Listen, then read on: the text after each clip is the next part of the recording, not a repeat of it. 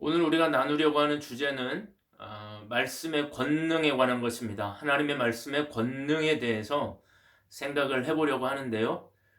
사실 우리는 우리가 쓰는 말에도 하나의 권능이 있는 것으로 생각하는 경향이 있습니다. 말이 씨가 된다라든지 말하는 대로 된다라든지 하는 말들 속에는 우리가 쓰는 말에도 하나의 능력이 있는 것으로 생각하는 것이죠. 어떤 영국인 신학자 스미스라고 하는 영국인 신학자가 낙타를 타고 아라비아 사막을 여행할 때입니다. 맞은편에서 어떤 아랍인을 만났는데 이 아랍인이 영국인 신학자를 보고 이 스미스를 보고 샬롬 하고 인사를 했습니다. 그러니까 이 스미스도 샬롬 하고 받았는데요. 서로 대화를 나누다가 이분이 기독교인인 것을 상대방이 알았습니다. 그러니까 이 사람이 돈을 주면서 이 아랍 사람이 돈을 주면서 나는 이슬람 교도인데 당신은 기독교인이니 샬롬이라고 인사하는 것이 맞지 않다. 그러면서 많은 돈을 주면서 그 말 샬롬이라고 한 말을 취소하겠다고 하는 것입니다. 그러니까 그쪽 지방 사람들도 말을 하나의 능력으로 보는 것입니다. 그것은 이스라엘 백성들도 마찬가지입니다. 그렇기 때문에 그들은 우리가 쓰는 말에도 이렇게 능력이 있다고 한다면 하나님의 말씀이야말로 얼마나 능력이 있겠는가 하는 생각을 늘 하고 있었습니다. 우리가 하는 말에도 능력이 있다면 하물며 하나님의 말씀이라면 얼마나 큰 능력을 발휘하겠는가, 그렇게 여기면서 살고 있는 것입니다. 하나님의 말씀의 능력이 가장 강력하게 나타난 대표적인 본문이 오늘 우리가 읽은 에스겔서 37장 말씀입니다. 오늘 말씀은 우리가 듣고 또 들었던 말씀입니다. 그러나 저는 이 말씀이 오늘 우리에게 꼭 필요한 말씀이라고 생각합니다. 오늘 우리가 읽은 이 현장은 어떤 곳이냐 하면 오늘 본문에 보니까 하나님이 에스겔이라고 하는 선지자를 마른 뼈들이 가득한 계곡으로 데리고 가신 걸 볼 수 있습니다. 사람의 해골과 뼈들이 가득한 곳, 아마 전쟁 중에 죽은 전사자들의 무덤이었던 것 같습니다. 아주 메마른 곳입니다. 생기가 전혀 없는 곳입니다. 꿈틀거림이 전혀 없는 곳, 완전히 죽은 곳, 죽은 지 얼마나 되었는지 알 수가 없는 곳, 뼈만 남아있을 정도니까 하루 이틀이 된 곳이 아닙니다. 살아날 가능성이 전혀 없는 곳입니다. 그곳으로 오늘 하나님이 에스겔을 데리고 간 것입니다. 여러분, 신약 성경에 보면 고린도 전서 후서가 나옵니다. 고린도 전서 후서는 고린도 교회라는 곳에 쓴 편지, 바울이 쓴 편지를 말합니다. 그런데 이 고린도 전후서를 보면 고린도 교회의 문제점이 그대로 드러나 있습니다. 문제가 얼마나 많이 있었는지 모릅니다. 다른 표현으로 하면 교회가 병이 들어 있었던 것입니다. 여러분, 그러나 병이라는 것은 살아있는 사람에게 생기는 것입니다. 죽은 사람은 병들지 않습니다. 죽은 사람은 그냥 죽은 것입니다. 병들었다는 것은 그나마 그가 살아있다는 다른 증거이기도 합니다. 그래서 가능성이 있는 것입니다. 문제투성이인 가정은 오히려 가능성이 있습니다. 문제투성이인 아이는 오히려 가능성이 있습니다. 살아있기 때문입니다. 살아있는 동안에는 아무리 문제가 많아도 가능성이 1% 이상은 있습니다. 살아있기 때문입니다. 그런데 오늘 본문은 살아있는 곳이 아닙니다. 병든 곳도 아닙니다. 완전히 죽어서 얼마나 많은 시간이 흘렀는지 모르는, 생기가 전혀 없는, 가능성이 단 1%, 회생 가능성이 0.01%도 없는 뼈들만 가득한 곳입니다. 희망이 전혀 없는 곳입니다. 그 골짜기 한복판에 오늘 하나님이 에스겔을 데리고 온 것입니다. 여러분, 우리도 그럴 때가 있지 않습니까? 때로 우리는 어떤 절망의 한복판에 서 있는 듯한 느낌을 가질 때가 있습니다.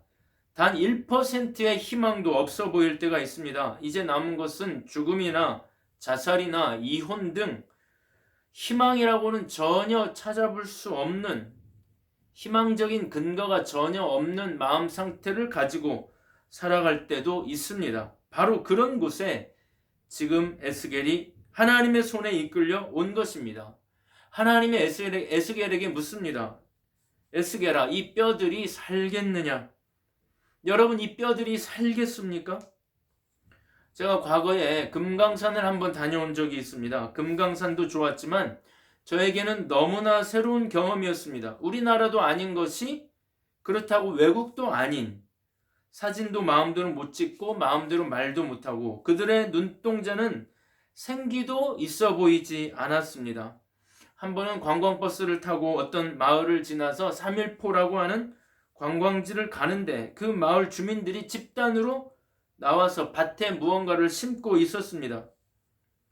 그리고 우리가 돌아오는 시간이 한 3시간쯤 걸렸는데 돌아오다 보니 여럿이서 일을 하고 있는데도 그 나와 있던 사람들이 일하는 사람들의 진도가 거의 나가 있지 않았습니다. 희망이 없어 보였습니다. 그 밭이 자기 밭도 아니고 일을 한다고 해서 돈을 주는 것도 아니어서 그랬는지는 몰라도 일하는데 의욕이 전혀 없어 보였습니다. 그들은 아무 소망도 없는 사람들처럼 보였습니다. 그곳은 희망이 끊어진 듯한 느낌이었습니다. 그곳을 통과할 때 바로 이 말씀이 생각났습니다. 과연 여기가 살겠는가? 이 나라가 다시 살겠는가? 그런 생각이 들었습니다. 요즘 코로나 상황입니다. 여러 곳이 무너졌습니다. 자영업자들, 실업 문제, 경제 문제, 부동산 문제. 이 문제들이 해결이 되고 나라가 회복이 될 것인가? 우리는 다시 살아날 수 있는가? 저의 가장 큰 문제, 저의 가장 큰 고민은 사실 그런 경제적인 것들이 아닙니다. 도덕성의 문제이고 정신적 가치의 문제이고 나아가서는 교회의 문제입니다. 경제 논리에 다 무너져버린 도덕적인 정신적인 가치들이 다시 우리 젊은이들 사이에서 살아날 것인가? 살아날 수 있는가? 그들에게 돈 말고 다른 문제, 어떤 도덕적인 문제, 정신적인 문제, 철학적인 문제에 대해서 접근할 가능성이 남아있는가? 더 나아가서는 교회는 다시 살아날 수 있는가? 하나님이 물으십니다. 이 뼈들이 살겠느냐? 에스겔은 차마 대답할 수 없었습니다. 아멘 할 수 없었습니다. 하나님이 하시겠다고 하면 당연히 되겠지요. 이렇게 말할 수가 없었습니다. 아멘, 살아날 줄 믿습니다. 이렇게 하지 않았습니다. 그렇게 못했습니다. 왜 그러냐 하면 그 현실을 너무나 잘 알기 때문입니다. 그래서 겨우 할 수 있는 대답이 하나님은 아십니다. 그런 말이었습니다. 천하의 선지자 에스겔도 아멘 할 수 없었던 상황, 그 상황에서 하나님이 말씀을 선포하시는 것입니다.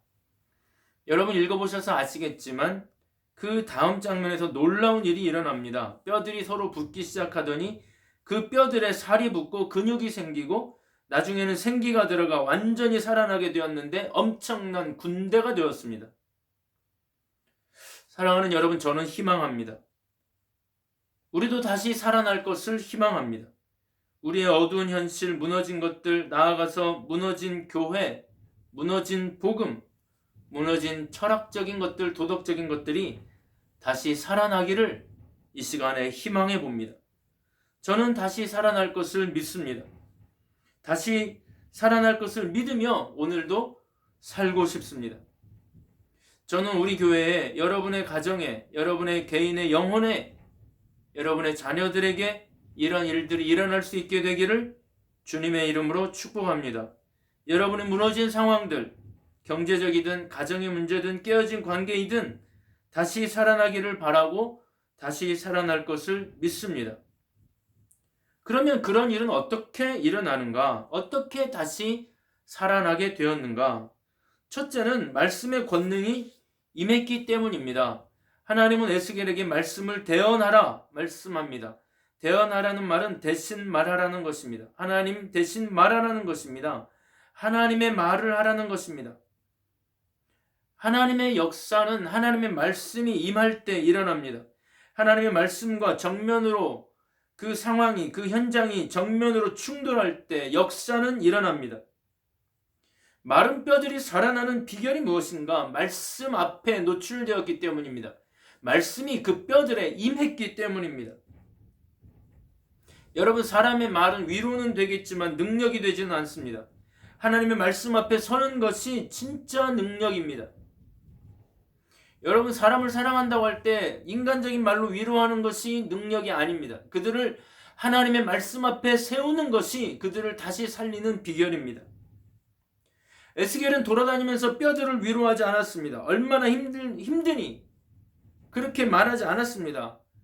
뼈들에게 얼마나 힘드니 이렇게 말하는 것은 아무 의미도 없습니다. 에스겔은 단지 단 하나의 행위만을 했습니다. 그것은 말씀을 선포하는 것입니다.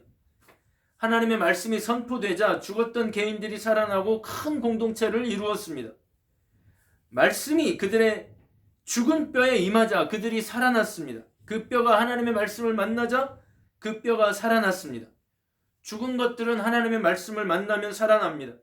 우리도 마찬가지입니다. 하나님의 말씀이 우리의 심령에 임하면 우리는 살아납니다. 하나님의 말씀이 우리의 상황에 임하면, 하나님의 말씀이 이 민족에게, 이 국가에게, 우리 젊은이들에게 임하면 절망적인 상황이 변화됩니다. 그래서 우리는 이 하나님의 말씀을 늘 접하고 하나님의 말씀을 늘 전해야 하는 것입니다. 사랑하는 여러분, 여러분들도 말씀에 늘 접속되어 있기를 바랍니다.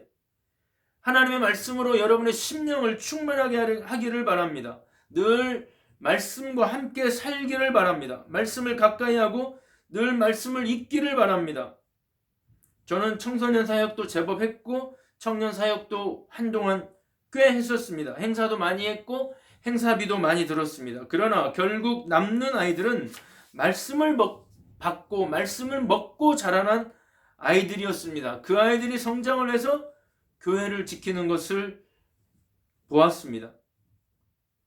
여러분, 무엇이 교회를 다시 살릴 것인가? 무엇이 이 나라를, 무엇이 이 젊은이들을 다시 살릴 것인가? 저는 확신하건대 말씀이 다시 회복이 된다면 우리는 살아날 수 있습니다.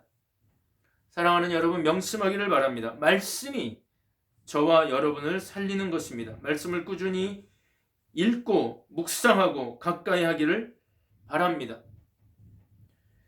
그러면 어느 순간 우리도 모르게 살아나 있는 우리 자신을 발견하게 될 것입니다. 마치 물을 꽃나무에 주면 물을 줄 때는 언제 크는지 모르지만, 크지 않는 것 같지만 어느 날 보면 살아나 있는 것을 알게 될 것입니다. 히브리서 4장 12절에 보니까 하나님의 말씀은 살았고 운동력이 있어 좌우에 날선 어떤 검보다도 예리하여 혼과 영과 및 관절과 골수를 찔러 쪼개기까지 한다고 하셨습니다. 사랑하는 여러분, 살아있는 게 먼저인가 말씀이 먼저인가? 우리는 살아있기 때문에 하나님의 말씀을 받는 것이 아니고 하나님의 말씀을 만나면 살아있게 되는 것입니다. 하나님의 말씀을 만나면 생명을 얻게 되는 것입니다. 말씀이 먼저입니다. 천지창조를 기억하십니까? 하나님의 말씀이 생명을 만들었습니다. 살고 싶은 사람이 있습니까? 정말 생명력 넘치는 삶을 살고 싶습니까? 하나님의 말씀 앞에 서기를 바랍니다. 말씀을 듣는 자리에 서기를 바랍니다. 대학에 가면 말들이 무수합니다. 지금도 박사학위 논문이 수백 개씩 쏟아집니다. 학사들, 석사 논문들 다 제치고 서더라도 박사 논문만 해도 수백 개씩 쏟아지는 것입니다. 말의 홍수이고 말의 성찬입니다. 종합대학이라고 하면 인문사회과학, 자연과학, 이공계, 예술 분야의 말들, 논문들 수도 없이 쏟아집니다. 그 논문들을 바탕으로 사회가 발전합니다. 문명을 발전시킵니다. 그렇게 해서 부국이 되고 선진국이 됩니다. 그러나 여러분, 선진국으로 갈수록 자살률이 높다는 것을 아십니까? 세상의 말들은 생명을 절대로 주지 못합니다. 그런 곳은 풀의 꽃과 같습니다. 이사야 40장에 보면 풀은 마르고 꽃은 시드나 우리 하나님의 말씀은 영영이 서리라 사랑하는 여러분, 이 말씀을 기억하기를 바랍니다. 말씀이 먼저입니다. 말씀을 만나면 생명이 살아납니다. 두 번째로 중요한 것은 선포입니다. 선포. 에스겔이 하나님께 이끌려서 뼈들의 골짜기 복판으로 갔습니다. 하나님이 물었습니다. 이 뼈들이 살겠느냐? 에스겔은 아멘을 못했습니다. 하나님이 아신다고만 했습니다. 그런데 하나님이 그 뼈들에게 말하라고 합니다. 말하라는 단어는 그냥 말하라는 것이 아니고 명령하라, 그런 뜻입니다. 다른 말로 하면 선포하라는 것입니다. 네가 아멘을 못해도 분명한 확신이 없어도 일단 선포하라는 것입니다. 선포가 힘을 발휘한다는 것입니다. 설령 네 마음으로는 도대체 이 뼈들이 살겠는가, 우리 가정이 회복이 되겠는가, 내 영혼이 회복될까 하는 의문이 생기더라도 일단 선포부터 하라는 것입니다. 선포가 우선입니다. 믿음이 없어도 선포는 할 수 있습니다. 역사는 내가 일으키는 것이 아닙니다. 내 안에 있던 어떤 능력이 나와서 일으키는 것 아닙니다. 선포는 내가 하고 생기는 밖에서부터 불어오는 것입니다. 익스터널 크리에이터, 우리 외부에 계시는 분으로부터 생기가 들어오는 것입니다. 내 안에 어떤 능력이 행사되는 것이 아니라 하나님이 선포할 때 생기가 불어오게 하는 것입니다. 내가 할 일은 선포하는 것입니다. 오래전에 나비 효과라는 말이 유행했던 적이 있습니다. 영화로도 나왔었습니다. 중국 북경에 있는 나비의 날개짓이 미국 뉴욕에서 허리케인을 일으킬 수도 있다는 이론입니다. 기상학자 에드워드 로렌츠라고 하는 사람이 1961년 기상 관측을 하다가 생각해낸 이 원리는 나중에 카오스의 이론으로 발전해서 여러 학문 연구에 쓰이고 있습니다. 작은 변화가 큰 결과를 초래할 수 있다. 이게 교육학이나 철학, 심리학에서도 쓰이는 이론이 되었습니다. 어린아이 때 받았던 작은 상처가 나이가 들어서 큰 결과로 나타날 때가 있습니다. 여러분, 그러나 이런 원리가 가장 잘 적용되는 곳, 가장 잘 적용되어야 하는 곳이 있다면 바로 교회이고 성도입니다. 우리 자신을 볼 때, 우리 가정의 문제들을 볼 때 소생 가능성이 전혀 없어 보일 때가 있습니다. 그럴 때에도 선포해야 합니다. 오늘 말씀해 보니까 에스겔서 37장 1절부터 14절까지 살리라 라는 단어가 6번 반복이 됩니다. 너희가 살리라, 너희가 살리라. 우리는 이렇게 선포해야 합니다. 단 1%의 가능성도 없어 보여도 아직은 끝이 아니다. 하나님이 살리실 것이다. 하나님께서 살려주실 것이다. 우리가 살 것이다. 선포해야 합니다. 여러분, 우리의 입술이 그렇게 선포하면 우리가 기도한 그곳에서, 우리가 선포한 그곳에서부터 변화가 시작될 것입니다. 말씀 앞에 나오기를 바랍니다. 하나님의 말씀이 그렇게 할 것입니다. 오늘날에는 하나님의 말씀의 능력이 어떤 이름 하나에 고스란히 담겨 있게 되었습니다. 하나님의 능력이 어떤 이름 속에 고스란히 담겨 있게 되었는데 그 이름이 바로 예수입니다. 예수님의 이름의 뜻이 바로 구원이라는 뜻입니다. 여호와는 구원하신다. 요세푸스라는 사람이 쓴 역사책을 보니까 예수라는 이름을 가진 사람이 당시에 20명 정도 나타납니다. 그러나 지금 그 이름에 권세가 있는 이름은 20명이나 넘는 예수라는 이름이 다 권세가 있는 게 아니고 나사렛 예수, 십자가에 달리신 나사렛 예수가 그 이름 안에 능력이 고스란히, 하나님의 말씀의 능력이 고스란히 담겨 있게 되었습니다. 오순절 이후에 베드로와 요한이 성전으로 가던 중에 나면서부터 안진병이 된 사람을 만났습니다. 그를 향하여 이렇게 말합니다. 은과 금은 내게 없거니와 내게 있는 것으로 내게 주노니 나사렛 예수의 이름으로 걸으라. 하나님의 말씀의 권능이 그 이름 속에 온전히 담겨 있었기 때문에 그 이름을 듣고 그 안진뱅이가 일어나, 그 지체장애인이 일어나서 걷게 되었습니다. 이때 베드로는 하나님의 말씀을 인용한 것이 아니라 예수의 이름을 인용한 것입니다. 도요 부르마르트라는 사람이 있었습니다. 그는 1938년부터 1952년까지 14년 동안 남쪽 독일의 검은 숲이라고 하는 지역에서 목회자로 일하고 있었습니다.